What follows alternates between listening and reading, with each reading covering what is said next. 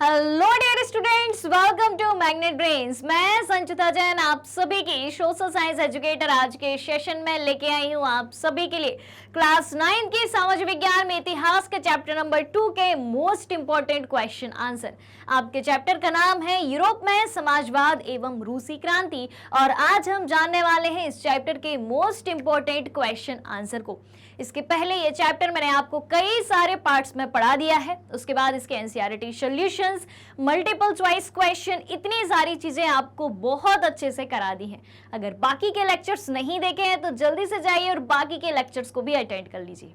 तो आज के सेशन को शुरू करने से पहले आप सभी से रिक्वेस्ट है कि जल्दी से जल्दी और ज्यादा से ज्यादा आज के सेशन को आप सभी लाइक कर दें, शेयर कर दें, साथ ही साथ चैनल को सब्सक्राइब भी कर दें, क्योंकि मैग्नेट ब्रेन्स प्रोवाइड कराता है आपको क्लास 6 से लेके क्लास 12 तक के सारे courses free of cost, high quality education के साथ, फुल्ली ऑर्गेनाइज कंप्लीट कोर्स के साथ, एकदम फ्री ऑफ कॉस्ट।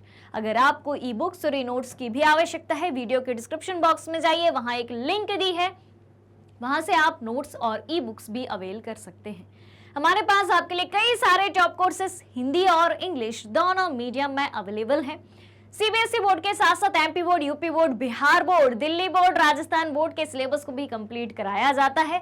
साथ ही साथ उन सारे स्टेट बोर्ड के सिलेबस को कंप्लीट कराया जाता है जहां एनसीईआरटी का पैटर्न फॉलो होता है, क्योंकि हम पढ़ाते हैं आपको एनसीईआरटी से। तो इतनी सारी अच्छी बातों के साथ और आपके लाइक शेयर के साथ शुरू करते हैं आज का ये session. Most important question answer history chapter number 2 Europe में समाजवाद एवं रूसी क्रांति। चलिए जाने तो आज का पैटर्न क्या होने वाला है। मोस्ट इंपोर्टेंट क्वेश्चन आंसर का पैटर्न क्या होने वाला है। सबसे पहले हम करेंगे अति लघुत्तरीय प्रश्न और उसके बाद होंगे आपके लघुत्तरीय प्रश्न और होंगे दीर्घोत्तरीय प्रश्न। ऑलराइट, अब ये कितने कितने क्वेश्चन होंगे अति लघुत्तरीय, लघुत्तरीय और दीर्घोत्तरीय में? तो अति लघुत्तरीय में होंगे 10, लघुत्तरीय में होंगे 5 और दीर्घोत्तरीय में होंगे 5। तो टोटल कितने मोस्ट इंपोर्टेंट क्वेश्चन होने वाले हैं? टोटल 20 मोस्ट इंपोर्टेंट क्वेश्चन होने वाले हैं। ऑलराइट, सभी रेडी हैं? लाइक शेयर हो गया बराबरी से? शुरू किया जाए। चलिए करते हैं शुरू और देखें सबसे पहले अति लघुत्तरीय प्रश्नोत्तर को। क्वेश्चन नंबर 1 है, सन 1905 ईस्वी की रूस की क्रांति का प्रमुख कारण क्या था? बताओ भाई, सन 1905 से सवाल पूछा जा रहा है। सन 1905 की रूस की क्रांति का प्रमुख कारण क्या था? तेजी से कमेंट में आंसर चाहिए। जितने भी अति लघुत्तरीय प्रश्न होंगे सबके आंसर छोटे छोटे होते हैं, ये बात तो पता ही है। तो कमेंट में आंसर आप देंगे। बताइए जल्दी से क्या था, बताइए बताइए, सोचिए। जब कभी भी यूरोप में क्रांति हुई है तो किस कारण से हुई है? फ्रांसीसी क्रांति क्यों हुई थी? याद आया? वहीं से वैसा ही कुछ लॉजिक लगाइए कि रूस की क्रांति क्यों हुई थी। देखा जाए तो देखें, जार का निरंकुश शासन। जार क्या नाम था इसका पूरा? जार निकोलस सेकेंड, यही नाम था ना, जार निकोलस सेकेंड। इसका निरंकुश शासन था। Alright, clear. और फ्रांस में किसका निरंकुश शासन था? जो कि 1789 में फ्रांस की क्रांति हुई थी, लुई 16वां का, बूर्बो राजवंश का। ऑलराइट, चलिए क्वेश्चन नंबर 2 है, फ्रांसीसी क्रांति के पश्चात यूरोप में किस तरह के विचार समूहों का उदय हुआ? क्योंकि यूरोप में राष्ट्रवाद की नींव कहां से पड़ी थी? फ्रेंच रिवॉल्यूशन से, फ्रांसीसी क्रांति से। तो फ्रांसीसी क्रांति के पश्चात यूरोप में किस तरह के विचार समूहों का उदय हुआ था, ये बताना है आपको। बताइए जल्दी से कमेंट करके, क्या लगता है? देखा जाए आंसर, देखा जाए, ये है आंसर। तो फ्रांसीसी क्रांति के पश्चात यूरोप में 3 तरह के विचार समूहों का उदय हुआ था। कौन कौन से थे? उदारवादी, रेडिकल और रूढ़िवादी। कौन कौन थे? उदारवादी, रेडिकल और रूढ़िवादी। जिनमें से उदारवादी और रेडिकल परिवर्तनों के पक्ष में थे कि परिवर्तन होना चाहिए, लेकिन उदारवादी जो थे सार्वभौमिक वयस्क मताधिकार के पक्ष में नहीं थे। कुछ कुछ बातें इनकी मिलती थी, लेकिन उदारवादी जो थे सार्वभौमिक वैश्य मताधिकार के पक्ष में नहीं थे।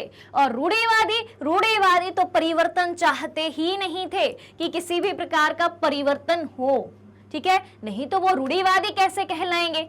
रूढ़िवाद स्टेरियोटाइप किसे कहा जाता है, जो पुरानी पद्धतियों, रीति रिवाजों, परंपराओं, पुराने विचारों के आधार पर ही अपना जीवन चलाते हैं, अपना शासन चलाते हैं, ठीक है, वो परिवर्तन में विश्वास करते ही नहीं है।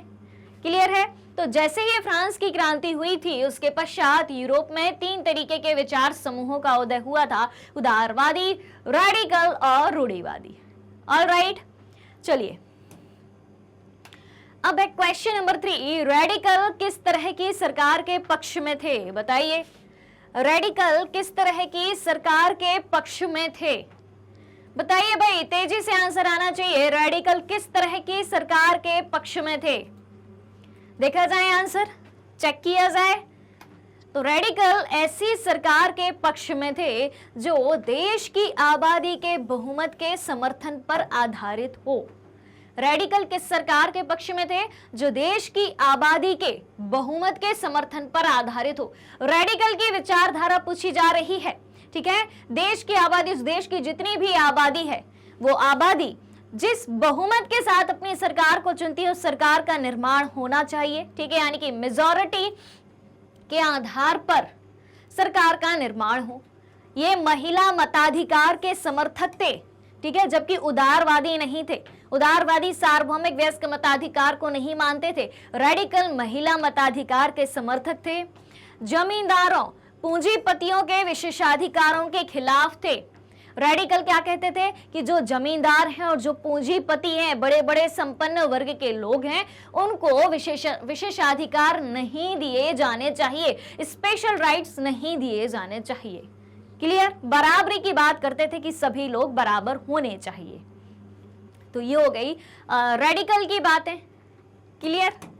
अब क्या है, क्वेश्चन नंबर 4 है, रूस में बोल्शेविक क्रांति कब हुई, बताइए। रूस में बोल्शेविक क्रांति कब हुई, बताओ जल्दी। अगर चैप्टर पढ़ा होगा आपने तो याद होगा बोल्शेविक क्रांति। इसके नेता का नाम याद आ रहा है क्या, कौन थे बोल्शेविक के नेता, जिनको पहले रूस से निष्कासित कर दिया गया था, फिर बाद में उनकी फिर से एंट्री हो गई थी, ठीक है। तो बोल्शेविक क्रांति की बात हो रही है, याद आया, जो हिंट दी मैंने उससे आपको याद आया।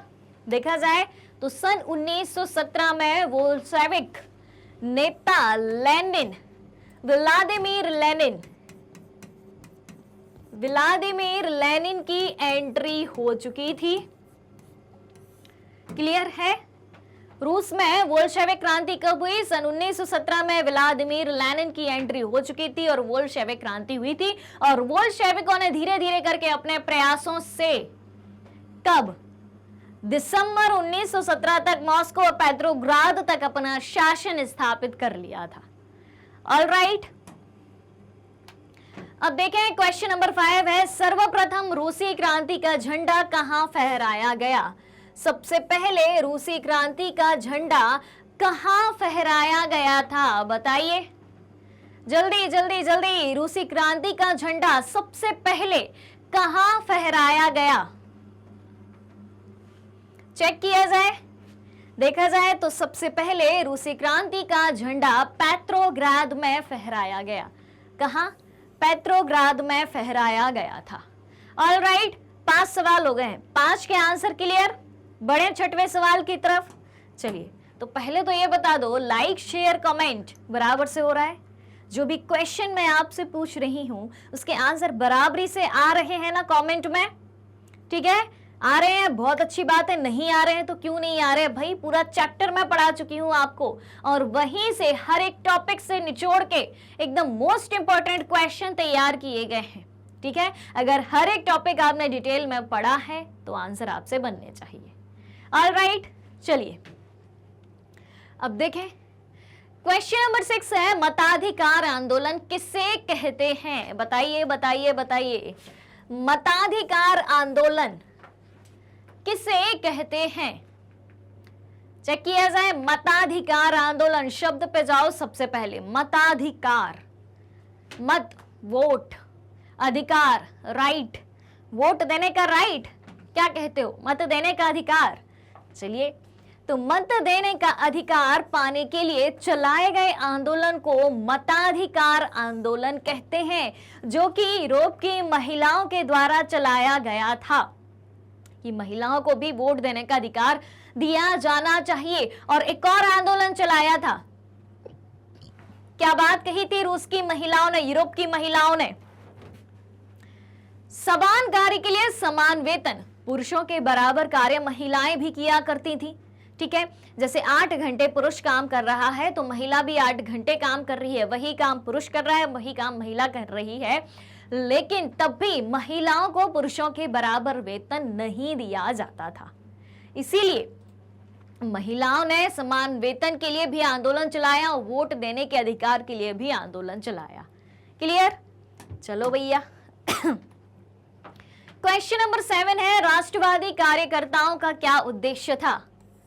बताइए, राष्ट्रवादी कार्यकर्ताओं का क्या उद्देश्य था? देखा जाए, देखते हैं, चेक करते हैं। तो राष्ट्रवादी कार्यकर्ता क्रांति के द्वारा ऐसे राष्ट्रों की स्थापना करना चाहते थे जिनमें सभी नागरिकों को समान अधिकार प्राप्त हो। क्या बात कही गई है? राष्ट्रवादी कार्यकर्ता क्रांति के द्वारा ऐसे राष्ट्रों की स्थापना करना चाहते थे जिनमें सभी नागरिकों को समान अधिकार प्राप्त हो। जितने भी नागरिक हैं उस देश के, हर एक नागरिक को क्या हो? समान अधिकार। ऐसा ना हो कि जो पूंजीपति वर्ग है या जमींदार वर्ग है या पादरी वर्ग है, अमीर वर्ग है, कुलीन वर्ग है, रिच क्लास पीपल हैं, उनको अलग से स्पेशल राइट्स दिए जाएं, उसके विरोध में थे। जितने भी क्लास के लोग रहते हैं, जितने भी वर्गों के लोग रहते हैं, उनको एक देश के नागरिक होने के नाते इक्वल राइट्स दिए जाएं, समान अधिकार दिए जाएं। ये उद्देश्य था राष्ट्रवादी कार्यकर्ताओं का। ऑल राइट, अब है क्वेश्चन नंबर 8, कोऑपरेटिव क्या थे? बताइए, कोऑपरेटिव क्या थे? देखा जाए, चेक किया जाए, कोऑपरेटिव क्या थे, देखते हैं।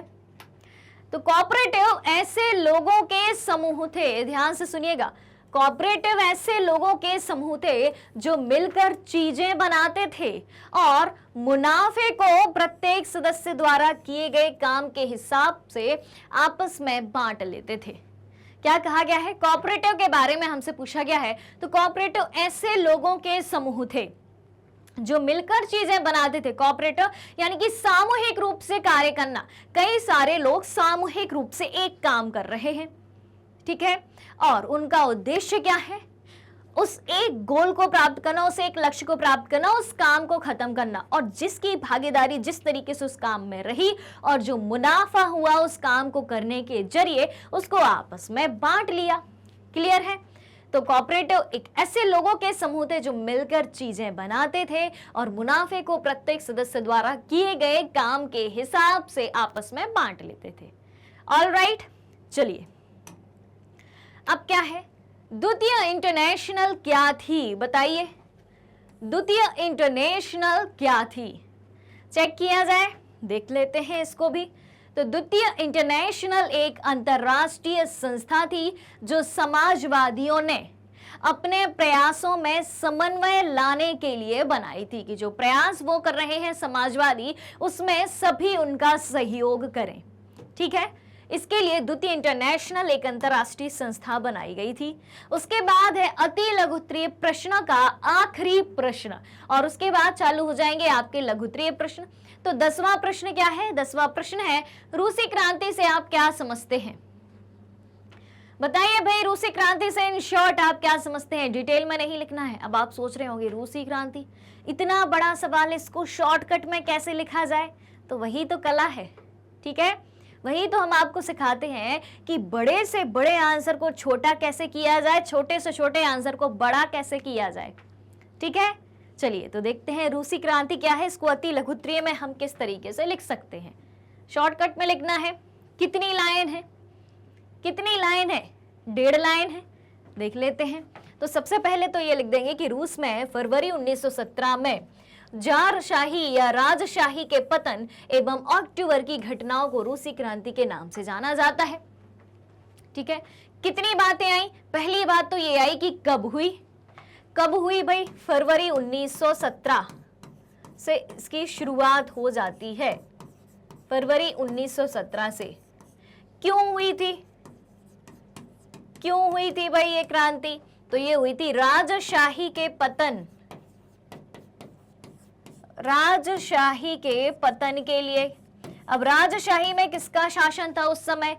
जार निकोलस सेकेंड का शासन था, जार निकोलस सेकेंड का शासन था। ऑलराइट, क्लियर हो गई बात। और अक्टूबर में जो घटनाएं घटी थी, जब समाजवादी नेता बोल्शेविक पार्टी के नेता लेनिन की एंट्री हो चुकी थी, तब अक्टूबर से कई सारी घटनाएं घटी थी, तो उसी क्रांति को रूसी क्रांति के नाम से जाना जाता है। ऑलराइट, तो अति लघुत्तरीय प्रश्न तो हो गए, 10 सवाल हो चुके हैं। अब क्या बचा? 5 लघुत्तरीय प्रश्न और 5 दीर्घोत्तरीय प्रश्न, इनको भी जान लेते हैं।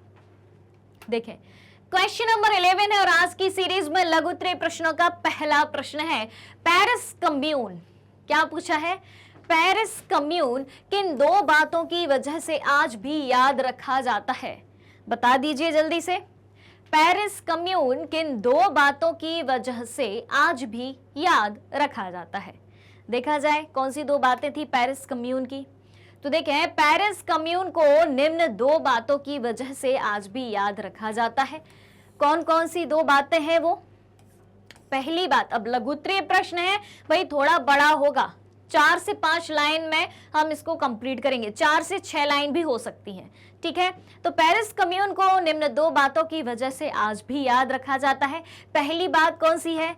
देखो भाई, मजदूरों के लाल झंडे का उदय इसी घटना से हुआ था। पेरिस कम्यून की घटना से मजदूरों ने अपना एक नया झंडा लेके आए थे, लाल झंडा, और कम्युनाडो यानी कि क्रांतिकारियों ने अपने लिए यही झंडा चुना था। कहा जाए, रूस में क्रांति मुख्य रूप से किसने चालू करी थी? किसने चालू करी थी? एक तो मजदूर और दूसरे किसान, इनने मिलकर क्या बनाई थी? इन दोनों ने मिलकर के अपनी एक परिषद बनाई थी जिसे सोवियत कहा जाता है, ठीक है। क्लियर हो रही है बात? तो मजदूरों ने क्या किया था? मजदूरों के लाल झंडे का उदय इसी घटना से हुआ था। कम्युनाडो यानी कि क्रांतिकारियों ने अपने लिए लाल झंडा चुना था। उसके बाद देख लो भाई, दूसरी बात, मार्सेयेस गीत। याद आया कुछ? फ्रांसीसी क्रांति में एक चीज बताई थी मैंने, फ्रांस का राष्ट्रगान। तो सुनो भैया, कहानी सुनो इसकी भी। मार्सेयेस गीत जो इस घटना के बाद पेरिस कम्यून और मुक्ति संघर्ष का प्रतीक बन गया, ठीक है। और इस गीत को 1792 में युद्ध गीत के रूप में लिखा गया था। पहले ये राष्ट्रगान नहीं था, एक युद्ध गीत के रूप में लिखा गया था, और बाद में इसका नाम क्या हो गया? बाद में इसका नाम मार्सले हो गया। क्या हो गया? मार्सले हो गया। और अब यह क्या है? फ्रांस का राष्ट्रगान है। तो पेरिस कम्यून इन 2 बातों की वजह से आज भी विख्यात है। कौन सी 2 बातें हैं? वो 2 बातें हैं, एक तो है भाई मजदूरों का लाल झंडा, ठीक है। इन शॉर्ट इसे कैसे याद रखेंगे अपन? मजदूरों का लाल झंडा। और दूसरे तरीके से दूसरी बात को कैसे याद रखेंगे? फ्रांस का राष्ट्रगान, फ्रांस का राष्ट्रगान। ऑलराइट, क्या है फ्रांस का राष्ट्रगान? मार्सिले। क्या है? मार्सिले। याद रहेगा? जल्दी बताओ भाई कमेंट करके। ये 2 बातें याद रखनी है जब भी आपसे पेरिस कम्यून के बारे में पूछा जाए। तो एक बात ये याद रखनी है कि मजदूरों का लाल झंडा तैयार हुआ था, मजदूरों ने अपने लिए ये लाल झंडा चुना था। और दूसरी बात हुई थी फ्रांस का राष्ट्रगान मार्सिले उदय में आया था, जो 1792 में एक युद्ध गीत के रूप में लिखा गया था। और अब वर्तमान की बात करें तो वर्तमान में मार्सिले फ्रांस का राष्ट्रगान है। याद रहेंगी 2 बातें? क्लियर है? चलिए तो आपको याद कैसे रखना है? जो तरीका मैंने बताया कि बाजू में चीजें शॉर्टकट में लिख लेनी है और इनकी थ्योरी को समझ लेना है। तो जो शॉर्टकट में पॉइंट है, 2 पॉइंट 4 से 8 शब्दों के, वो तो आपको याद रहेंगे। अब उनकी कहानी अगर आपको पता होगी तो उसको डिटेल में लिख दोगे। अब जैसे मान लो यही क्वेश्चन अति लघु उत्तरी में आया होता तो आप क्या करते? जो 2 पॉइंट मैंने यहां आपको बताए थे, अभी बताए थे ना, क्या कहते हो, अभी बताए थे मैंने आपको, ये 2 पॉइंट जो मैंने आपको बताए थे, ये आप अति लघु उत्तरी में लिख सकते हो। अगर यही अब लघु उत्तरी में आया है तो इनकी डिटेल अपन को थोड़ी थोड़ी लिख देनी है, बन जाएगा। चलिए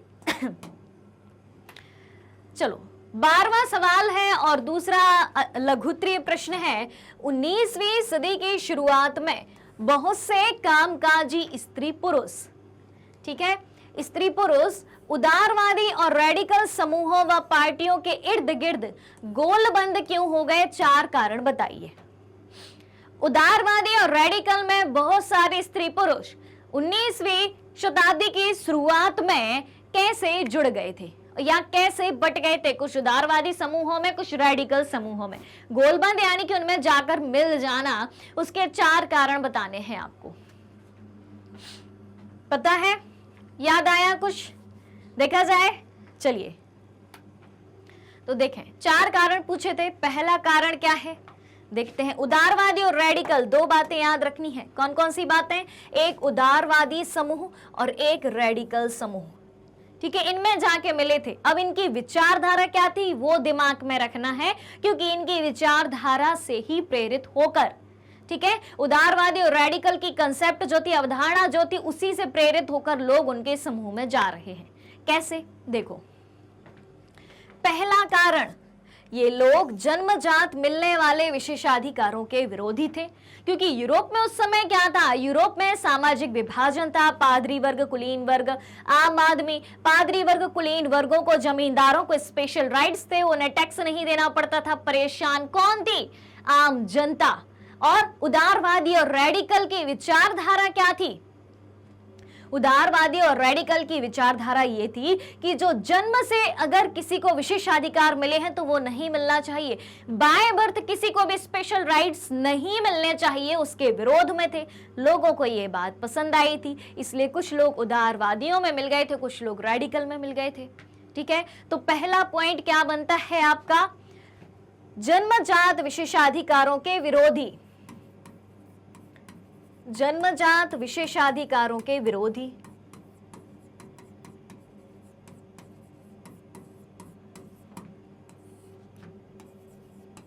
ऑल राइट, क्लियर है कहानी? फिर क्या है? श्रम, उद्यमशीलता एवं व्यक्तिगत प्रयास में उनका गहरा विश्वास था। जो उदारवादी और रेडिकल थे वो किसमें विश्वास रखते थे? श्रम में, परिश्रम करने में, ज्यादा से ज्यादा मेहनत करने में, व्यक्तिगत प्रयास में, कि अगर आपको आजादी चाहिए, अगर आपको स्वतंत्रता चाहिए, आपको अपना हक चाहिए, अधिकार चाहिए, तो हर एक व्यक्ति को प्रयास करना पड़ेगा। ठीक है, अगर आपको अपना जीवन बहुत अच्छे से जीना है तो आपको स्वयं को प्रयास करना पड़ेगा। क्लियर है? इसमें विश्वास था। तो दूसरा पॉइंट अपन क्या लिख सकते हैं इनकी विचारधारा के रूप में? श्रम, उद्यमशीलता। दूसरे कलर से लिखते हैं, दूसरे कलर से लिखने से क्या होगा आपको याद रहेगा, ये एक साइकोलॉजी है भाई। ठीक है, अब देखो, श्रम, उद्यमशीलता, व्यक्तिगत प्रयास में विश्वास, व्यक्तिगत प्रयास में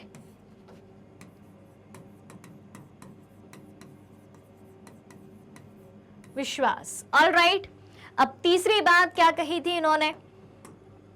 तीसरी बात कही थी, उनकी मान्यता थी कि यदि हर एक को व्यक्तिगत स्वतंत्रता दी जाए, जितने भी व्यक्ति हमारे देश में निवास कर रहे हो, चाहे वो किसी भी वर्ग के हों, ठीक है, हर एक को फ्रीडम दी जाए, हर एक को पर्सनल फ्रीडम, व्यक्तिगत स्वतंत्रता दी जाए, गरीबों को रोजगार मिले, पूंजी वालों को बेरोक टोक काम करने का मौका मिले, जिनके पास पैसा है उनको भी ना रोका जाए, वो जो काम करना चाहें वो कर पाएं, तो समाज तरक्की कर सकता है। लोगों को क्या चाहिए था? लोगों को यही चाहिए था कि हमें आजादी मिले, काम करने का मौका मिले, हमें रोजगार मिले। तो तीसरे पॉइंट में कौन कौन सी बातें कही थी इन्होंने व्यक्तिगत स्वतंत्रता,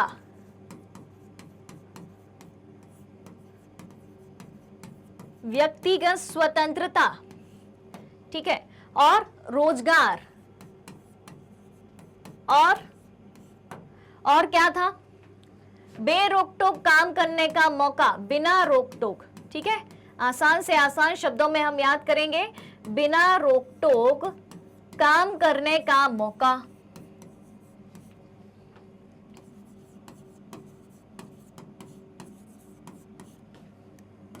ऑलराइट, 3 पॉइंट हो गए यार। चौथा पॉइंट क्या है? चौथी बात क्या कही थी? चौथी बात कही थी कि अगर मजदूर स्वस्थ हो, ठीक है, नागरिक पढ़े लिखे हो, तो इस व्यवस्था का भरपूर लाभ लिया जा सकता है। अब मजदूर स्वस्थ हो, ये बात क्यों कही थी? क्योंकि उस समय मजदूरों से फैक्ट्रियों में 15-15 घंटे काम कराया जा रहा था। औद्योगिक विस्तार इतनी तेजी से हो रहा था कि मजदूरों को खाने की भी फुर्सत नहीं थी। और उस दौरान ऐसा हुआ था कि एक साल में 500 से भी ज्यादा बार काम रोकना पड़ा था। 365 दिन होते एक साल में, और एक साल में 365 दिन होने के बाद 500 से भी ज्यादा बार काम रोकना पड़े तो क्या काम अच्छे से होगा?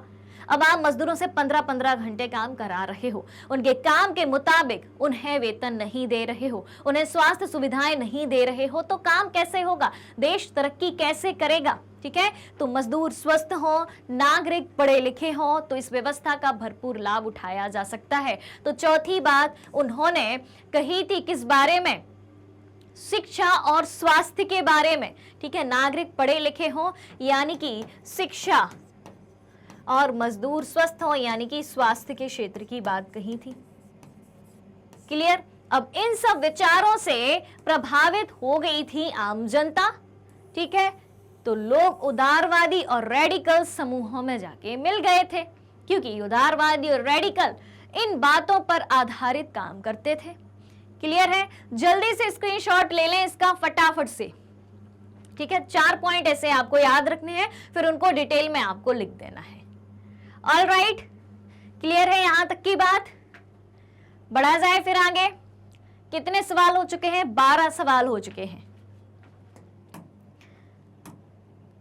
चलिए 13वां प्रश्न है, तीसरा लघुत्तरीय प्रश्न है, किस सीमा तक प्रथम विश्व युद्ध को रूस की सन 1917 ईस्वी की क्रांति के लिए उत्तरदायी माना जाता है? बता दो भाई, पूछा गया है किस सीमा तक प्रथम विश्व युद्ध को 1917 की रूस की क्रांति के लिए उत्तरदायी माना जाता है। जो 1917 में रूसी क्रांति हुई थी उसके लिए प्रथम विश्व युद्ध को जिम्मेदार माना जाता है, पर किस हद तक माना जाता है, क्यों माना जाता है, वो पूछा गया है आपसे। देखा जाए इस बारे में। चलिए तो देखते हैं। प्रथम विश्व युद्ध के प्रति रूसी जनता में असंतोष की भावना व्याप्त थी। रूस ने प्रथम विश्व युद्ध में भाग लिया था। फर्स्ट वर्ल्ड वॉर, प्रथम विश्व युद्ध कब से कब तक हुआ था भाई साहब? 1914 से 1918 तक हुआ था। ठीक है, किन किन के बीच हुआ था? यूरोपीय देशों के बीच हुआ था, और पूरा यूरोप 2 खेमे में बट गया था, 2 पालियों में, 2 पार्टी में बट गया था। कौन कौन सी पालियां थी वो? एक तो थी मित्र राष्ट्र की, और एक थी आपकी धुरी राष्ट्र की। क्लियर है बात? एक थी मित्र राष्ट्र की और एक थी धुरी राष्ट्र की। ठीक है, अब मित्र राष्ट्रों में कौन कौन शामिल था? अमेरिका, ब्रिटेन, रूस, फ्रांस, ये सब थे। इधर कौन कौन थे भैया? जर्मनी, जापान, ऑस्ट्रिया, हंगरी, ये सब किस में शामिल थे? ऑस्ट्रिया, हंगरी, ये सब किस में शामिल थे? धुरी राष्ट्रों में शामिल थे। अब 1917 में ऐसा हुआ था, भाई रूस को पता नहीं था कि ये युद्ध इतना लंबा चलेगा, किसी को भी नहीं पता था। अब रूस तंग आ चुका था, उसके 70 लाख से ज्यादा लोग प्रथम विश्व युद्ध में मारे गए थे, ठीक है, और रूस के पास ना पैसा बचा था ना लोग बचे थे। इस तरीके की समस्याओं का सामना रूस कर रहा था। तो प्रथम विश्व युद्ध के प्रति रूसी जनता में असंतोष की भावना बहुत गहरे तरीके से व्याप्त थी। क्या कारण थे इसके, चलिए जान लेते हैं कारण। पहला कारण है सन 1917 तक लगभग 70 लाख लोग मारे जा चुके थे। और रूस की क्रांति कब हुई थी? 1917 में ही 70 लाख लोग रूस के मारे जा चुके थे। और युद्ध के फलस्वरूप उद्योगों, फसलों व घरों की भारी तबाही हुई थी, ठीक है। उद्योग धंधे चौपट हो गए थे, फसलें चौपट हो गई थी, घर मिट गए थे। क्यों, कैसे? क्योंकि रूस की सेना जो है अब युद्ध से पीछे खिसकती जा रही थी, भागती जा रही थी। और उसके रास्ते में जितनी भी फसलें उसको दिखाई दे रही थी, रूस की सेना फसलों को नष्ट करती जा रही थी। और जो भी इमारतें पड़ रही थी उनको भी नष्ट करती जा रही थी, ताकि जो दुश्मन की सेना हमारे पीछे आएगी वो टिक नहीं पाएगी, उन्हें रहने को जगह नहीं मिलेगी, खाने को खाना नहीं मिलेगा, कब तक पीछा करेगी, ठीक है। तो उसके कारण क्या क्या हुआ? उद्योग खत्म हो गए, फसलें खत्म हो गई, घर बर्बाद हो गए। और देश के श्रमिकों को, जो देश के रूस के श्रमिक थे, उनको सेना में भेजा जा रहा था, क्योंकि लोग मरते जा रहे थे, नए लोगों को सेना में भर्ती किया जा रहा था, जिसके कारण कृषि एवं उद्योग समाप्त होते गए। जो खेती में या उद्योगों में काम करने वाले श्रमिक थे, उनको कहां भेज रहे हो आप? उनको भेज रहे हो युद्ध में। तो अब उद्योगों में और फसलों में, यानी कि खेतों में काम करने के लिए कौन रहेगा? कोई नहीं, ठीक है। तो उद्योग बंद हो गए और फसलें बर्बाद हो गई। ज्यादातर अनाज सैनिकों का पेट भरने के लिए मोर्चे पर भेजा जाने लगा। युद्ध चल रहा है, सैनिकों को अनाज चाहिए खाने को, तो वहां भेजा जाने लगा युद्ध के लिए। और इससे शहरों में रहने वालों के लिए रोटी और आटे की किल्लत हो गई, यानी कि कमी हो गई। और 1916 में रोटी की दुकानों पर अक्सर दंगे होने लगे थे, क्योंकि रोटी उतनी मात्रा में उपलब्ध नहीं थी। वहां के लोग पाव रोटी खाया करते थे। पाव रोटी बेकरी की दुकानों में बिकती थी। अब बेकरी की दुकानों में वो चीज है ही नहीं, क्योंकि गेहूं की ही कमी है, फसल की ही कमी है। लोग घंटों लाइन में लगे हैं, लेकिन लोगों को मिल नहीं रहा, तो दुकानों पर दंगे तो होंगे ही। तो ये सारी समस्याएं जो है प्रथम विश्व युद्ध के कारण रूस की जनता को झेलनी पड़ रही थी, इनका सामना करना पड़ रहा था, जिसके फलस्वरूप 1917 की क्रांति हुई। क्योंकि रूस के शासक आंख बंद करके सो रहे थे उस समय, ठीक है, उन्हें कोई परवाह नहीं थी कि हमारी जनता का क्या होगा। इसके कारण रूस की जनता परेशान हो गई और क्या हुआ? क्रांति हुई। अगला सवाल पूछा गया है आपसे, समाजवाद की 3 विशेषताएं बताइए। चैप्टर का नाम है यूरोप में समाजवाद एवं रूसी क्रांति। तो समाजवाद की कोई 3 विशेषताएं बताइए। देखा जाए कौन कौन सी विशेषताएं हैं, देख लेते हैं। समाजवाद की 3 विशेषताएं निम्न प्रकार से हैं। कौन कौन सी हैं? पहली तो है, समाजवाद निजी संपत्ति की व्यवस्था को सभी सामाजिक समस्याओं की जड़ मानता है, ठीक है। निजी संपत्ति की व्यवस्था को समाजवाद सारी समस्याओं की जड़ मानता है। क्यों मानता है? क्योंकि निजी संपत्ति यानी कि अमीरों के पास बहुत ज्यादा मात्रा में संपत्ति है, और दूसरी तरफ क्या है? एक गरीब वर्ग है, उसके पास कुछ भी नहीं है। अमीरों के पास पैसा बढ़ता जा रहा है, गरीबों के पास और ज्यादा गरीबी आती जा रही है। तो क्या होगा? समस्याएं सामने आएंगी कि नहीं आएंगी? सामाजिक भेदभाव और ज्यादा होगा, गरीब और अमीर के बीच खाई बढ़ती जाएगी। तो सबसे पहली बात क्या थी? सबसे पहली बात, पहला पॉइंट यहां से क्या बनता है? निजी संपत्ति के विरोधी। समाजवाद की विशेषताओं में पहली विशेषता, इन शॉर्ट क्या लिखेंगे अपन? निजी संपत्ति के ये विरोधी थे।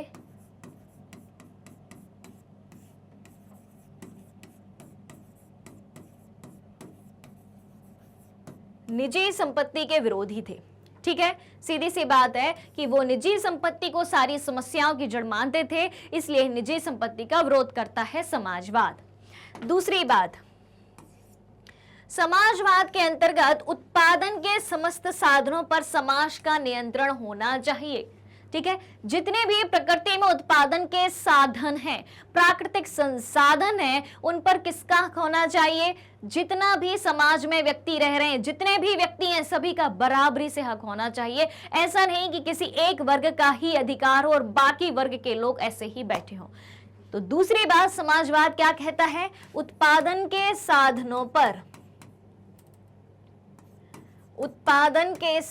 पर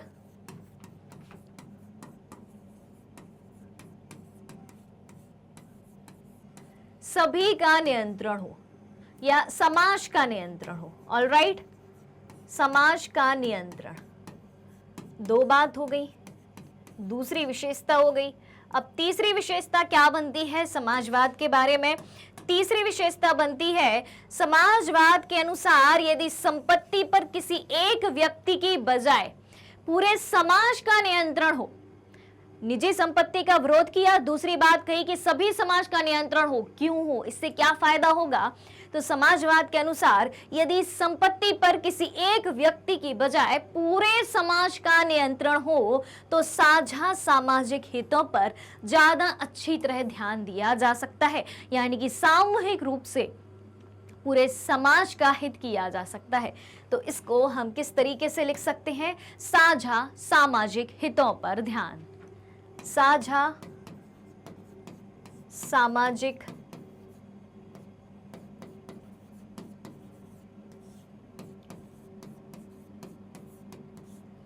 हितों पर ध्यान।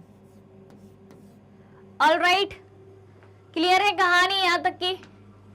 क्या कहते हो? तीनों पॉइंट क्लियर? तीन विशेषताएं हमसे पूछी थी। पहली विशेषता हो गई निजी संपत्ति के विरोधी थे। ऑलराइट, निजी संपत्ति के विरोधी, उत्पादन के साधनों पर समाज का नियंत्रण, साझा सामाजिक हितों पर ध्यान। ये तीन पॉइंट आपको याद रखने हैं और उसे आप अपनी भाषा में एक अच्छे सेंटेंस में बना के कैसे लिख सकते हैं वो आपको समझना होगा। ठीक है, यहां पर मैंने समझा दिया है। इन शॉर्ट आपको ऐसे याद रखना है और अपनी भाषा में इसको लिख देना है। ऑलराइट, चलिए, यानी कि रट्टा नहीं मारना है, चीजें समझ के लिखनी है, कंसेप्ट क्लियर होना चाहिए। क्लियर है? चलिए, अगला सवाल है सन 1917 में हुई अक्टूबर क्रांति में क्या बात कही गई है? सन 1917 में हुई अक्टूबर क्रांति में लेनिन की भूमिका का वर्णन 3 बिंदुओं में कीजिए। लघुत्तरीय प्रश्न लिखना है। 1917 में जो अक्टूबर क्रांति हुई थी उसमें लेनिन की भूमिका क्या थी? बोल्शेविक पार्टी के नेता व्लादिमीर लेनिन की भूमिका बतानी है। 3 पॉइंट्स में बन जाएगा। याद आया? क्या कहते हो, याद आया? देखें क्या बनता है इसका आंसर, देख लेते हैं। तो सन 1917 में हुई अक्टूबर क्रांति में लेनिन की महत्वपूर्ण भूमिका थी। क्या भूमिका थी लेनिन की? देखें इसको। तो अप्रैल 1917 में लेनिन रूस लौट आया। 1917 में क्या हुआ? लेनिन जो है रूस लौट आया। उसने कहा कि अब सोवियतों को सत्ता अपने हाथ में ले लेनी चाहिए। अब ये सोवियत क्या थे? सोवियत किन 2 वर्ग के व्यक्तियों ने मिलकर सोवियत यानी कि एक परिषद का निर्माण किया था, किसान और मजदूर। कौन कौन थे? किसान, और किसान को अपन ग्रीन कलर से लिखते हैं, याद रहेगा। ठीक है भाई, कलर की साइकोलॉजी समझिएगा। किसान क्या करता है? खेती करता है। खेत कैसे होते हैं? हरे भरे होते हैं। मजदूरों ने अपना झंडा कैसा बनाया था? मजदूरों ने अपना झंडा बनाया था भाई साहब लाल रंग का। कैसा बनाया था? लाल रंग का। ठीक है, तो मजदूर को लाल रंग से लिख लेंगे। इससे क्या होगा? इससे क्या होगा? इससे ये होगा कि आपको याद रहेगा। तो किसान और मजदूर ने मिलकर के क्या बनाई थी? सोवियत। ठीक है, सोवियत को क्या कहा जाता था? सोवियत एक तरीके की परिषद थी। क्लियर है बात? चलिए, तो लेनिन ने क्या कहा कि मजदूर और किसानों ने मिलकर के जो सोवियत बनाई है, तो सोवियतों को सत्ता, रूस की सत्ता अपने हाथ में ले लेनी चाहिए। और लेनिन ने अप्रैल थीसिस के द्वारा 3 मांगे करी थी। कौन सी थीसिस थी? April thesis. अप्रैल थीसिस द्वारा 3 मांगें करी थी। वो 3 मांगें कौन कौन सी थी? पहली मांग तो ये थी कि युद्ध समाप्त किया जाए। पहली मांग कौन सी थी? युद्ध समाप्त किया जाए। दूसरी मांग कौन सी थी? सारी जमीन किसानों के हवाले कर दी जाए। ठीक है, किसानों की जमीन उनको वापस दे दी जाए, वो जमींदारों के कब्जे में ना हो, और बैंकों का नेशनलाइजेशन यानी कि राष्ट्रीयकरण कर दिया जाए। याद रहेंगी तीनों बातें अप्रैल थीसिस के द्वारा। 3 डिमांड बोल्शेविक पार्टी के नेता व्लादिमीर लेनिन ने करी थी। कौन कौन सी? पहली मांग युद्ध समाप्त किया जाए, दूसरी मांग सारी जमीन किसानों के हवाले कर दी जाए, और बैंकों का राष्ट्रीयकरण किया जाए। All right, clear? तीनों बातें क्लियर हो गई। चलिए, तो बन जाएगा अब आपसे कि अक्टूबर क्रांति में लेनिन की भूमिका का वर्णन क्या था। चलिए, लेनिन ने 16 अक्टूबर 1917 को, अब ध्यान दो, अगली बात पर ध्यान देना, बहुत इंपॉर्टेंट बात है ये भी, यहां से कई सारे सवाल बन सकते हैं। तो लेनिन ने 16 अक्टूबर 1917 को सत्ता पर कब्जा करने के लिए लियोन ट्रोट्स्की के नेतृत्व में सोवियत की ओर से एक सैनिक क्रांतिकारी समिति का गठन कर दिया था। ठीक है, लेनिन ने क्या किया? सत्ता पर कब्जा करने के लिए 16 अक्टूबर 1917 को सैनिक क्रांतिकारी समिति का गठन कर दिया। किसके नेतृत्व में? लियोन ट्रोट्स्की के नेतृत्व में। ठीक है, याद रखना है आपको, आपसे पूछा जाएगा सैनिक क्रांतिकारी समिति का गठन कब किया गया? 16 अक्टूबर 1917। किसके नेतृत्व में किया गया? Leon Trotsky. All right, all clear? बढ़ा जाए फिर आगे। लघुत्तरीय प्रश्न आपके हो चुके हैं। ठीक है, 15 सवाल हो चुके हैं, 10 अति लघुत्तरीय और 5 लघुत्तरीय। अब बारी आती है दीर्घोत्तरीय प्रश्न की। तो क्या है? दीर्घोत्तरीय प्रश्न पहला है और आज की सीरीज का 16वां प्रश्न है। प्रश्न कहता है, औद्योगिकीकरण द्वारा यानी कि इंडस्ट्रियलाइजेशन के द्वारा हुए सामाजिक और आर्थिक परिवर्तनों का वर्णन करो। जब रूस में औद्योगिकीकरण का युग आता है, इंडस्ट्रियलाइजेशन का एरा आता है, तब सामाजिक और आर्थिक परिवर्तन कौन कौन से होते हैं, तब सोशल और इकोनॉमिक चेंजेस कौन कौन से होते हैं। ऑल राइट, चलिए तो देखते हैं इसका आंसर। चलिए देखें, तो इंडस्ट्रियलाइजेशन के द्वारा, औद्योगिकीकरण के द्वारा क्या सोशल और इकोनॉमिक चेंजेस हमें इस दौरान, उस एरा में देखने को मिलते हैं। देखें, पहला परिवर्तन क्या था? औद्योगिकीकरण के कारण अनेक नए उद्योग खुले तथा नए नए औद्योगिक क्षेत्रों का विकास हुआ। यानी कि सीधी सी बात है, पहले पॉइंट में हम इंडस्ट्रियलाइजेशन का मतलब बता देंगे, औद्योगिकीकरण का मतलब बता देंगे। क्या होता है इसका मीनिंग? क्या होता है? यानी कि जब बहुत सारे उद्योग खुल जाएं, उन उद्योगों के जरिए लोगों को रोजगार मिले, नए नए औद्योगिक क्षेत्रों का विकास हो, वही तो है इंडस्ट्रियलाइजेशन या औद्योगिकीकरण। पहला पॉइंट क्या बना अपना? नए उद्योगों का जन्म। सीधी बात, नए उद्योगों का जन्म।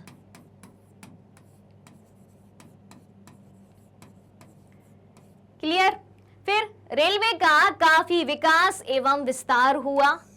ठीक है, अब जब उद्योग खुलेंगे, सीधी कनेक्टिविटी बैठानी अपन को पहले पॉइंट की दूसरे पॉइंट से। जब किसी भी जगह पर उद्योग लगाए जाएंगे, ठीक है, इंडस्ट्रियल एरिया बनाया जाएगा, तो रेलवे का नेटवर्क तो जरूरी है। क्यों जरूरी है? ट्रांसपोर्टेशन कैसे होगा? एक जगह से दूसरी जगह सामान आएगा और जाएगा कैसे? रॉ मटेरियल आना है, और जो रॉ मटेरियल कन्वर्ट हो गया है किसी प्रोडक्ट में, वो दूसरी जगह पर बेचने के लिए जाना है, माल की सप्लाई होनी है। कैसे होगा? जब तक एक ट्रांसपोर्टेशन का साधन नहीं होगा, तब तक कैसे होगा? ट्रांसपोर्टेशन का साधन चाहिए, और रेलवे का विकास इसी वजह से हुआ था। ठीक है, तो दूसरा पॉइंट हम क्या लिख सकते हैं? दूसरा पॉइंट हम लिख सकते हैं रेल नेटवर्क का विकास या रेलवे का विकास। सीधी बात, रेलवे का विकास। क्लियर? फिर क्या है? तेजी से शहरीकरण में वृद्धि हुई और नए शहर बसे। अब जब उद्योगों का विकास होगा, नए नए उद्योग खोले जाएंगे, तो लोग उस औद्योगिक क्षेत्र में, उस उद्योग में काम करने के लिए जाएंगे, और जहां जाएंगे वो वहीं रहने लगेंगे, वहां रहने लगेंगे, संख्या बढ़ती जाएगी तो एक शहर बस जाएगा, यानी कि शहरीकरण हो जाएगा, उस क्षेत्र का अर्बनाइजेशन हो जाएगा। ठीक है, नए नए शहरों का विकास हुआ और शहरीकरण में वृद्धि हुई। तो तीसरी बात हम क्या लिख लेंगे? शहरीकरण में वृद्धि। शहरीकरण में वृद्धि। ऑलराइट, 3 बातें हो गई।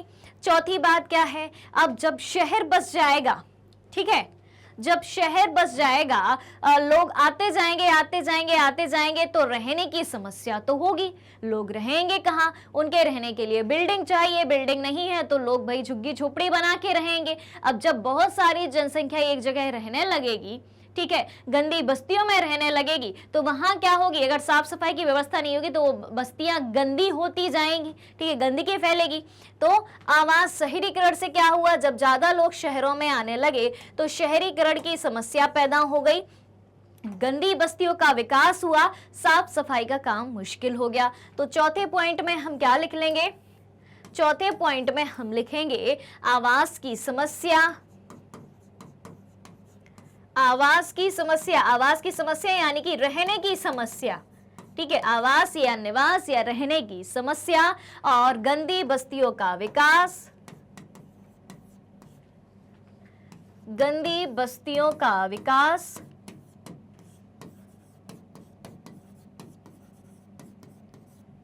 ऑलराइट, ठीक है। कितनी बात हो गई अपनी? 4 पॉइंट हो गए। क्लियर हो रही है बात? तो अब यहां पर हमसे क्या पूछा था कि क्या क्या सामाजिक और आर्थिक परिवर्तन हुए। आर्थिक परिवर्तन दिखाई दे रहा है, औद्योगिक क्षेत्रों का विकास हुआ, रेलवे का विकास हुआ। सामाजिक परिवर्तन, शहरीकरण में वृद्धि हुई, आवास की समस्या पैदा हुई, ठीक है, गंदी बस्तियों का विकास हुआ। सामाजिक सकारात्मक और नकारात्मक दोनों तरीके के परिणाम हमें यहां पर दिखाई दे रहे हैं। क्लियर हो रही है बात? सामाजिक और आर्थिक दोनों तरीके के परिवर्तन हमें देखने हैं, तो इसमें हमें सकारात्मक और नकारात्मक दोनों बातें दिखाई देंगी। क्लियर है? यहां तक की बात क्लियर हो गई? सबसे पहले तो यह बता दो, क्लियर है?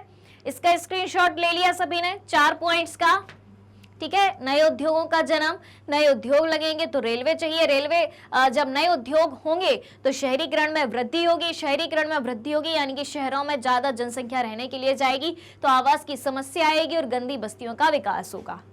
ऑलराइट, फिर क्या होता है? औरतें, आदमी, बच्चे सब कारखानों में काम करने लगे थे, ठीक है। 5वां पॉइंट अपन क्या लिखेंगे इसमें? महिला, पुरुष एवं बच्चे, महिला, पुरुष एवं बच्चे सभी रोजगार में लगे, सभी रोजगार में। क्लियर है? फिर अगली बात क्या है? अब देखो भाई, अगली बात क्या मिलती है? काम की पाली के घंटे। काम की पाली के घंटे से क्या मतलब है?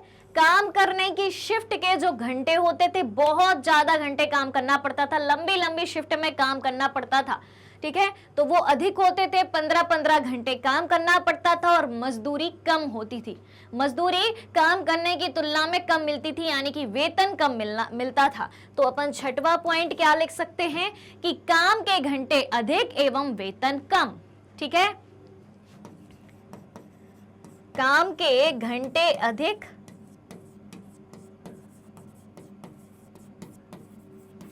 एवं कम वेतन। ऑलराइट, एक ये समस्या थी। फिर बेरोजगारी की समस्या आम थी।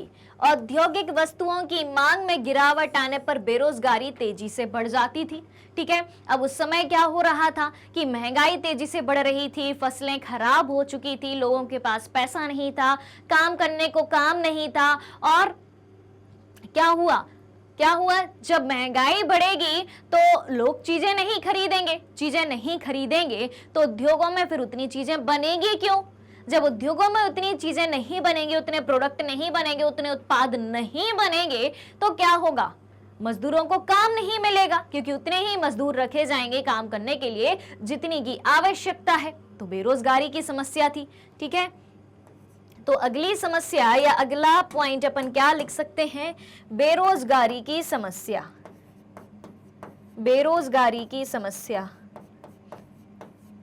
और बेरोजगारी की समस्या कब उत्पन्न होती है? जब जब मांग में कमी आ जाती है तो उत्पादन में कमी आ जाती है, उत्पादन में कमी करनी होती है। बेरोजगारी में वृद्धि।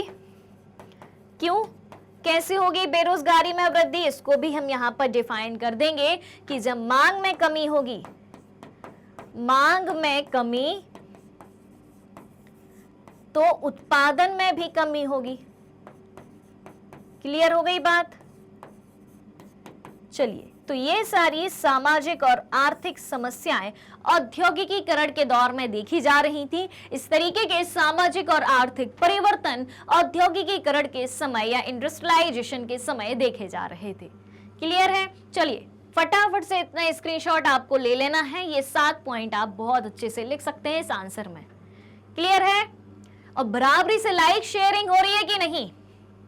लाइक भी होना चाहिए, शेयर भी होना चाहिए। और जो भी स्टूडेंट्स अभी अभी हमसे जुड़े हैं, चैनल पे नए हैं, तो जल्दी से चैनल को सब्सक्राइब भी कर देना है, नोटिफिकेशन बेल आइकन को प्रेस भी कर देना है, ताकि जैसे ही अगला वीडियो अपलोड होता है आपको तुरंत उसका नोटिफिकेशन मिल जाए। ऑलराइट, चलिए अब क्या है? 17वां सवाल है, दूसरा दीर्घोत्तरीय प्रश्न है। सवाल क्या कहता है? सवाल कहता है समाजवादियों के अनुसार कोऑपरेटिव क्या थे? क्या पूछा है? कोऑपरेटिव क्या थे? कोऑपरेटिव निर्माण के विषय में रॉबर्ट ओवेन तथा लुई ब्लॉन्क के क्या विचार थे? कोऑपरेटिव के बारे में पूछा गया है। कोऑपरेटिव यानी कि सामूहिक रूप से काम करना। शॉर्टकट में समझना है इसको। ठीक है, क्या कहेंगे शॉर्टकट में? कोऑपरेटिव यानी कि सामूहिक रूप से काम करना, किसी एक काम को करना और उस काम में जिसकी जितनी भागीदारी है, जिसका जितना रोल है, उसके अनुसार जितना मुनाफा पैदा होता है तो सभी को आपस में बांट देना। ठीक है, मुनाफे को उनके काम में भागीदारी के अनुसार बांट देना, ये होता है कोऑपरेटिव। चलिए अब इसको लिखना कैसे है दीर्घोत्तरीय प्रश्न में? तो सबसे पहले क्या पूछा था हमसे कि समाजवादियों के अनुसार कोऑपरेटिव क्या थे। ठीक, तो पहले पार्ट को अपन हल करते हैं। सबसे पहले हम यही लिखेंगे कि कोऑपरेटिव क्या थे, कोऑपरेटिव होता क्या है।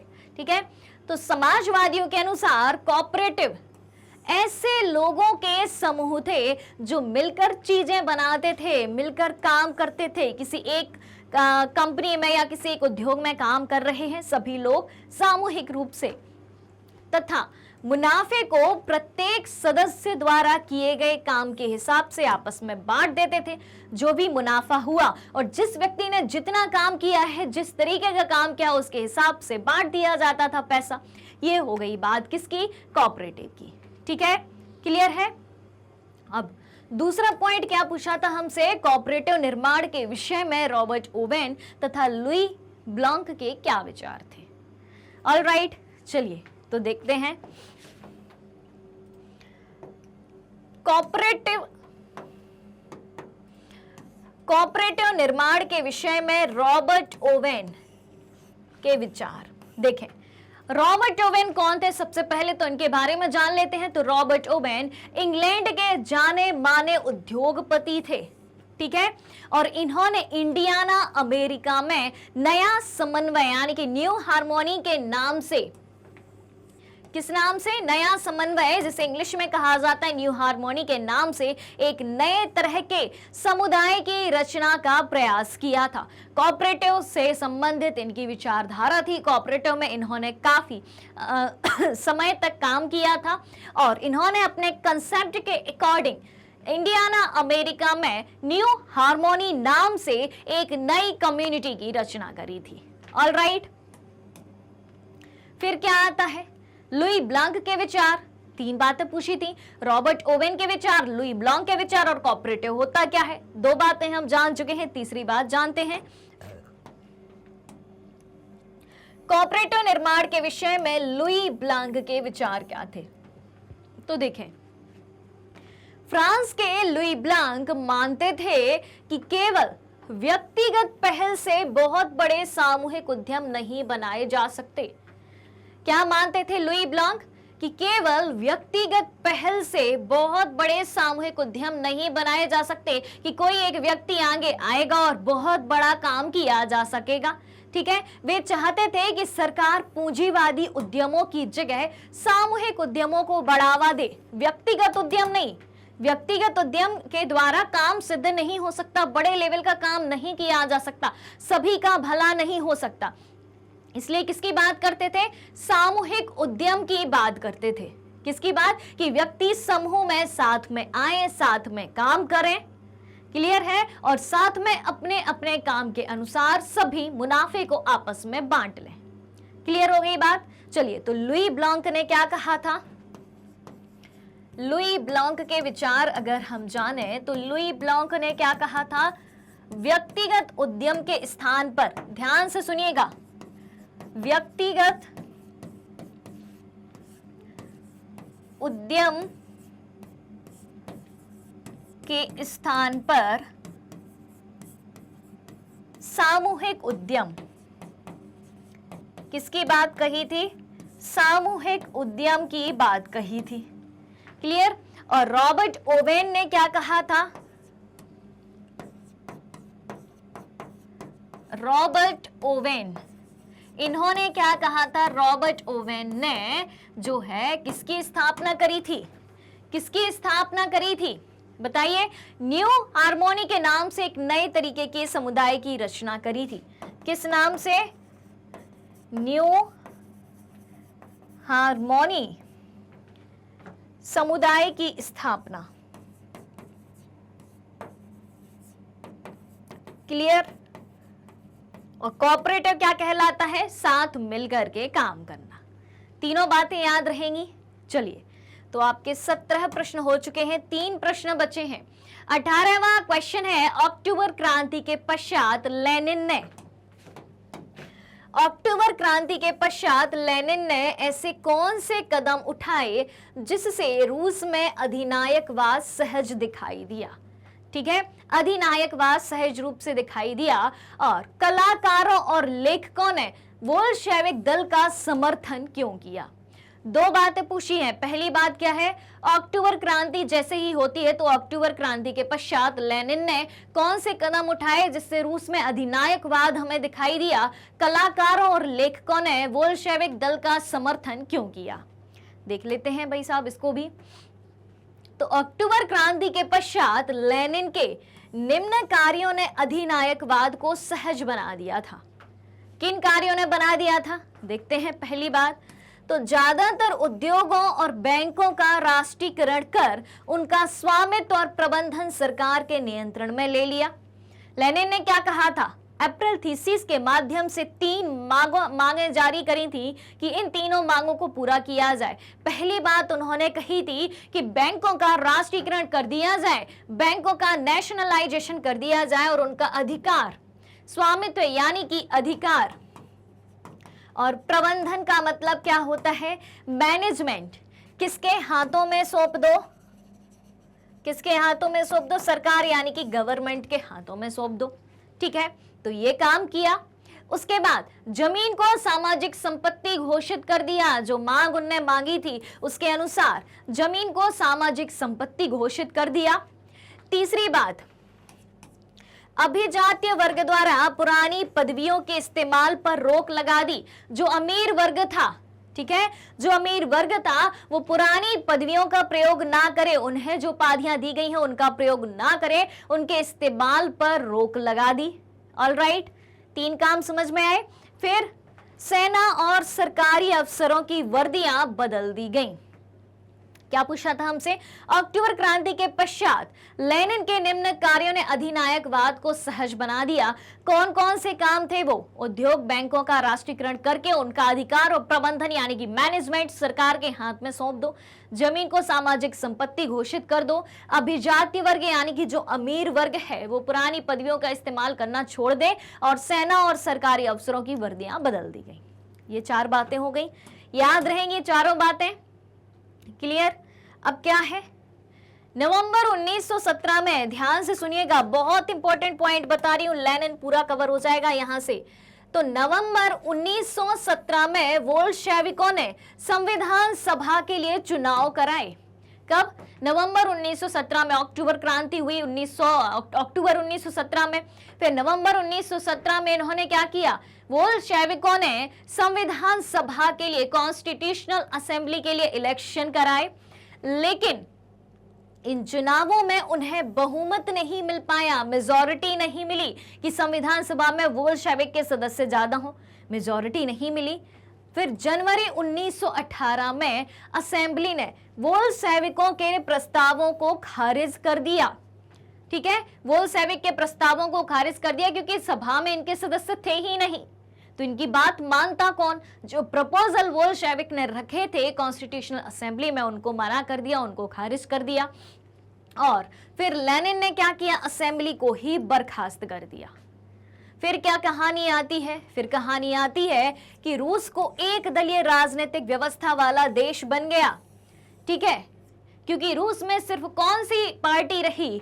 रूस में सिर्फ उस समय बोल्शेविक पार्टी ही रही।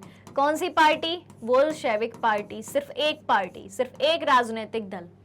और बोल्शेविक पार्टी अखिल रूसी सोवियत कांग्रेस के लिए होने वाले चुनाव में हिस्सा लेने की एकमात्र पार्टी बन गई। ये किसका नाम है?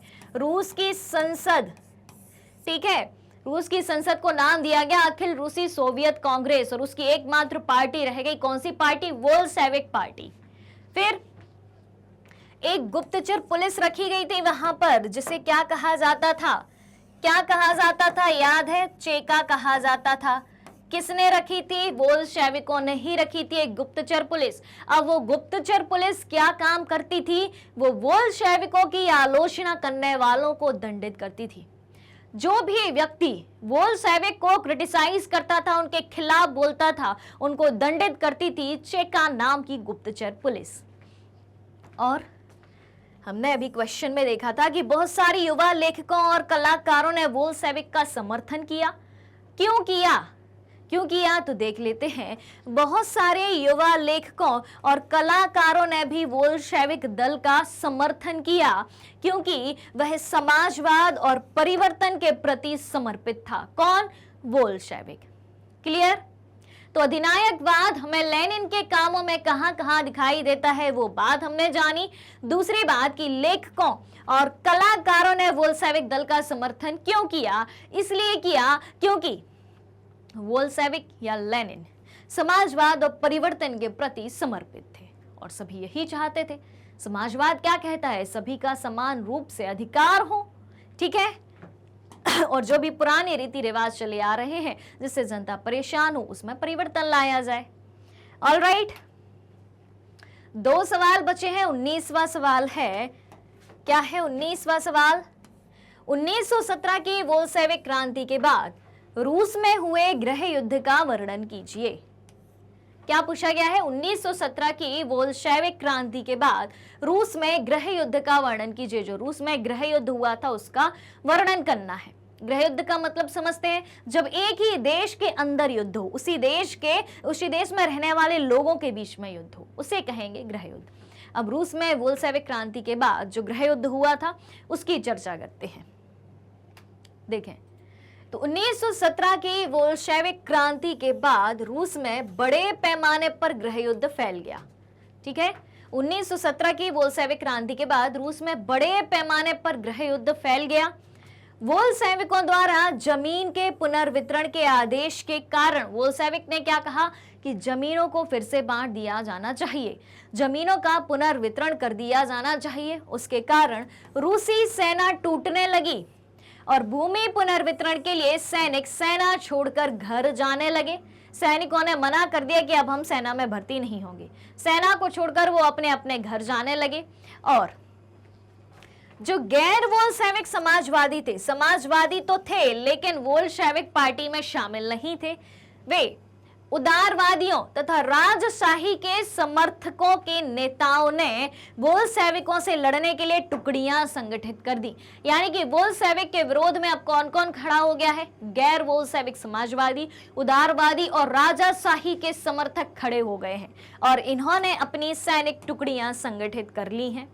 गृह युद्ध की बात हो रही है और इन टुकड़ियों तथा बोल्शेविकों के बीच चले गृह युद्ध के दौरान क्या क्या होता है, यानी कि बोल्शेविक के बीच और जो गैर बोल्शेविक समाजवादी, उदारवादी और राजशाही के समर्थक हैं उनके बीच युद्ध चल रहा है। तो क्या होगा उस दौरान लूटमार हो रही है, डकैती हो रही है, भूखमरी जैसी समस्याएं बड़े पैमाने पर पूरे रूस में फैल गई हैं।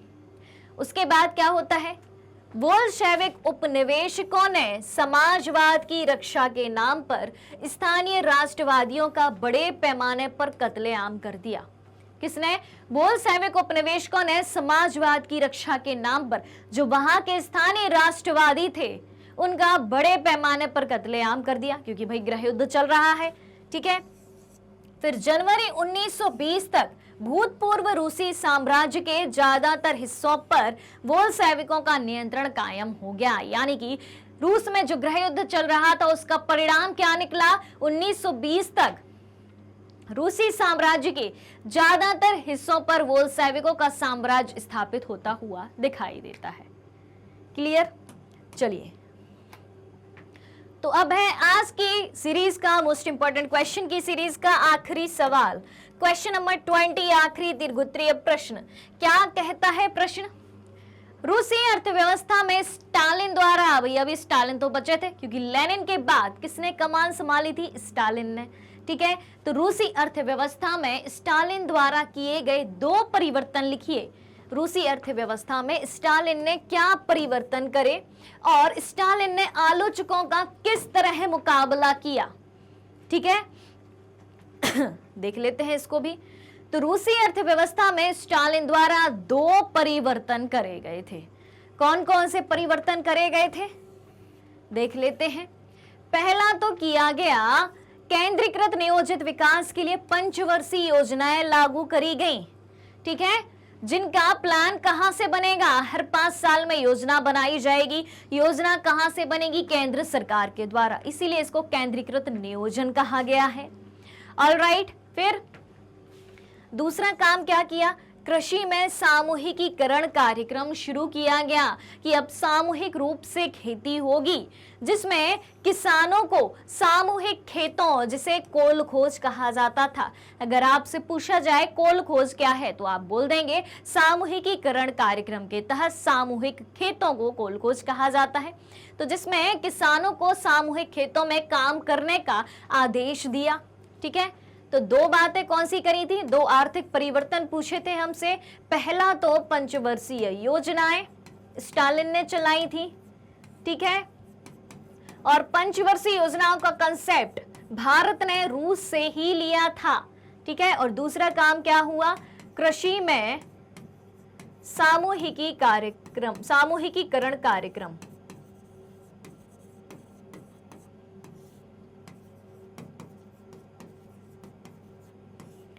क्लियर? अब क्या है? स्टालिन द्वारा आलोचकों का मुकाबला। स्टालिन ने आलोचकों का मुकाबला कैसे किया? जो लोग स्टालिन को क्रिटिसाइज करते थे उसका मुकाबला कैसे किया स्टालिन ने? तो सबसे पहले तो स्टालिन ने अपने आलोचकों को सख्त सजाएं दी। जो उनको क्रिटिसाइज करते थे उनको पकड़कर सख्त सजा दी और बहुत सारे लोगों को निर्वासन या देश निकाला दे दिया कि भाई जाओ। ठीक है, तो कैसे किया? मुकाबला कैसे किया? पहला तो सख्त सजा। दूसरा काम क्या किया? दूसरा काम जो किया वो देश निकाला दे दिया, देश से बाहर ही निकाल दिया। क्लियर? ये सब काम किसने करे? स्टालिन ने करे। ऑलराइट, चलिए अब क्या है? हाँ, आलोचकों पर समाजवाद के विरुद्ध साजिश रचने का आरोप लगाया क्योंकि स्टालिन किसको मानता था? समाजवाद का। और आलोचक क्या करेंगे? समाजवाद का विरोध करेंगे। तो स्टालिन ने क्या किया? आलोचकों पर समाजवाद के विरुद्ध साजिश रचने का आरोप लगाया। अनेक लोगों को जेलों में या श्रम शिविरों में भेज दिया गया और अनेकों को मार दिया गया, देश से निकाल भी दिया गया। तो ये सब घटनाएं स्टालिन के दौरान घटती हैं। क्लियर हो गई बात? तो ये जो अपने मोस्ट इंपोर्टेंट क्वेश्चन का सेशन आज किया है, इसमें हमने अति लघुत्तरीय प्रश्न, लघुत्तरीय प्रश्न और दीर्घोत्तरीय प्रश्नों के माध्यम से ओवरऑल पूरे चैप्टर को कवर किया है बहुत ही कम समय में।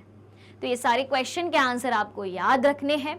आज की इस जानकारी को, आज के इस सेशन को ज्यादा से ज्यादा शेयर करना है और अपने दोस्तों को बताना है कि मोस्ट इंपोर्टेंट क्वेश्चन के सेशन में पूरे चैप्टर के क्वेश्चन आंसर को बहुत अच्छे से कवर कराया गया है। क्लियर? चलिए तो चलते हैं और मिलते हैं जल्दी ही अगले सेशन में। अगर आप हमारे डेली के लाइव सेशन और रिकॉर्डेड सेशन से जुड़ना चाहते हैं, सारी चीजें उपलब्ध है मैग्नेट ब्रेन्स के यूट्यूब चैनल, वेबसाइट और एप्लीकेशन पर। मैग्नेट ब्रेन्स इंडिया का number 1 100% free online education platform है। इसके अलावा अगर आप ई बुक्स और ई नोट्स भी चाहते हैं, उसकी लिंक भी वीडियो के डिस्क्रिप्शन बॉक्स में दी गई है, वहां से आप अवेल कर सकते हैं। हमारे पास आपके लिए कई सारे टॉप कोर्सेज हिंदी और इंग्लिश दोनों मीडियम में उपलब्ध हैं। सीबीएसई बोर्ड के साथ साथ Delhi board, Bihar board, UP board, MP board, Rajasthan board के सिलेबस को भी कंप्लीट कराया जाता है। साथ ही साथ उन सारे स्टेट बोर्ड के सिलेबस को कंप्लीट कराया जाता है जहां एनसीईआरटी का पैटर्न फॉलो होता है, क्योंकि हम पढ़ाते हैं आपको एनसीईआरटी से। कई सारे स्पेशल कोर्सेज भी हैं हमारे पास, जैसे कि वैदिक मैथ्स, क्रैश कोर्स और स्पोकन इंग्लिश। और इतने सारे कोर्सेज एक ही सिंगल प्लेटफॉर्म पर हाई क्वालिटी एजुकेशन के साथ, फुल्ली ऑर्गेनाइज कंप्लीट कोर्स के साथ आपको फ्री में प्रोवाइड कराए जाते हैं। जी हाँ, और मैग्नेट ब्रेन्स यूट्यूब के अलावा अदर सोशल मीडिया प्लेटफॉर्म जैसे कि Facebook, Instagram, Twitter, Telegram, WhatsApp पर भी उपलब्ध है। आप हमें वहां भी फॉलो कर सकते हैं, वहां से भी सारी जानकारी प्राप्त कर सकते हैं। तो आज के सेशन को ज्यादा से ज्यादा लाइक और शेयर करते हुए चैनल को सब्सक्राइब भी करना है। हमारे साथ बने रहिए, जुड़े रहिए, पढ़ते रहिए, खुश रहिए। Thank you so much.